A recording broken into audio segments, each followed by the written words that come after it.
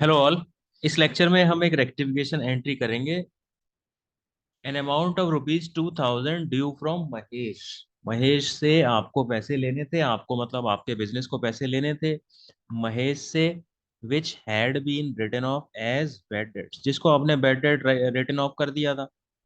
ठीक है, bad debts मान लिया था। ऑफ कोर्स बैड डेट्स की एंट्री आपने क्या की होगी, आपने की होगी bad debts debit to Mahesh, है ना। तो आपने एंट्री करी होगी bad debts debit to Mahesh.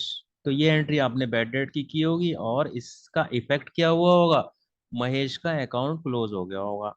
ठीक है, महेश का अकाउंट क्लोज हो गया होगा।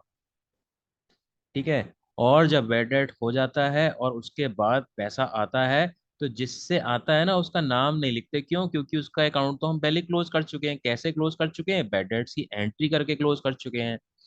तो अब क्या हुआ है यहाँ पे कि किसी किसी आदमी से आपने किसी आदमी से आपने आ, किसी आदमी से आपने बैड डेट्स की एंट्री कर दी थी और उसके बाद उसने पैसे दे दिए। तो जब उसने पैसे दे दिए, जो आप पहले बैड डेट्स लिख चुके हो, तो उसकी एंट्री क्या होती है? उसकी एंट्री क्या होती है? उसकी एंट्री होती है कैश अकाउंट डेबिट टू। अब उसका नाम नहीं लिखेंगे। क्यों? क्योंकि जब हमने बैड डेट्स लिखा था ना, तो उसका अकाउंट क्लोज कर दिया था बैड डेट्स के बाद। तो अब उसका नाम नहीं लिखते और हम क्या क्या लिखते हैं, cash account debit to bad debts recovered account. ठीक है, तो एक नया अकाउंट हम ओपन करते हैं और यहाँ पे एंट्री यही होनी चाहिए थी। ठीक है, और बैड डेट्स रिकवर्ड अकाउंट कहाँ जाता है? प्रॉफिट एंड लॉस में, क्रेडिट में जाता है। क्यों? क्योंकि ये आपकी क्या है, इनकम है। ठीक है, तो सही एंट्री ये होनी चाहिए थी, आपने गलत एंट्री क्या कर दी है, आपने क्या कर दी है, उसके पर्सनल अकाउंट में डाल दी है। पर्सनल अकाउंट में डाल दिए का मतलब एक तरीके से आपने उसके पर्सनल अकाउंट को ले लिया है। किसकी जगह? बैड डेट्स रिकवर्ड अकाउंट की जगह। तो cash account debit to Mahesh account ऐसे हो गया है। ठीक है, तो आपको ये चीज पता होनी चाहिए, बैड डेट्स की और बैड डेट्स रिकवर्ड की एंट्री क्या होती है।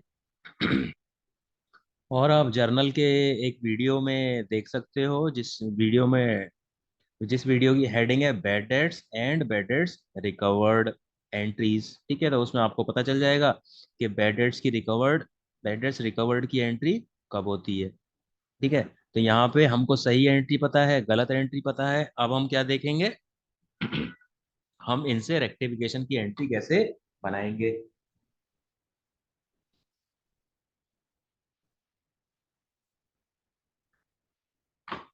तो देखो, अब पहला अकाउंट है कैश अकाउंट डेबिट होना चाहिए था।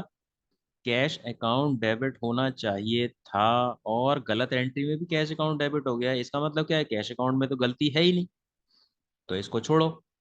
फिर bad debts recovered account credit होना चाहिए था, लेकिन गलत एंट्री में वो क्रेडिट नहीं हुआ है, यानी कि इसको क्रेडिट किया जाना है अब to bad dates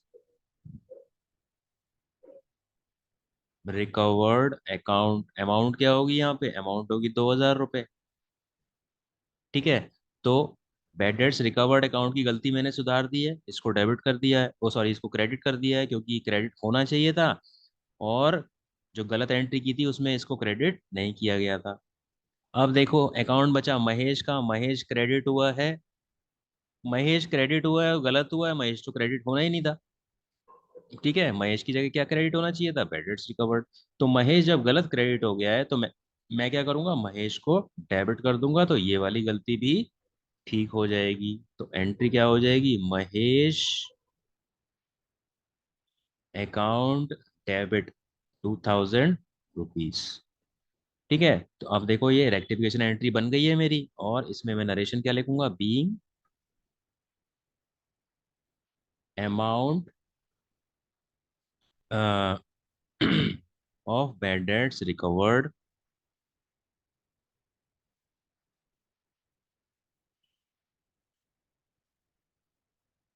credited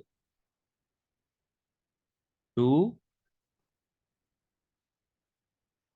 credited to the account of payer to the account of payer, जो पे कर रहा है उसके अकाउंट में क्रेडिट कर दिया है। अब हम इसको रेक्टिफाई कर रहे हैं, नाउ रेक्टिफाइड।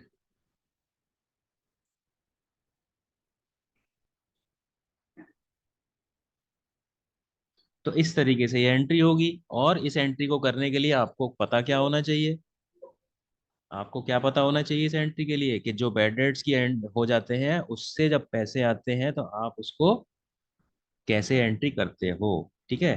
तो यानी कि ये जो है ना, ये वाला account bad debts recovered account credit होता है, ना कि उसका अकाउंट क्रेडिट होता है जिससे पैसे मिले हैं। क्योंकि बैड डेट्स की जब एंट्री हमने कर दी, तो बैड डेट्स की एंट्री कर दी तो उसका अकाउंट ऑलरेडी क्लोज हो गया है। अगर उसको क्रेडिट कर दोगे तो उसका अकाउंट फिर ओपन हो जाएगा। ठीक है। तो ये चीज़ आपको याद रखनी है। तो ये एंट्री इस तरीके से होगी। And that is it for this lecture. Thank you.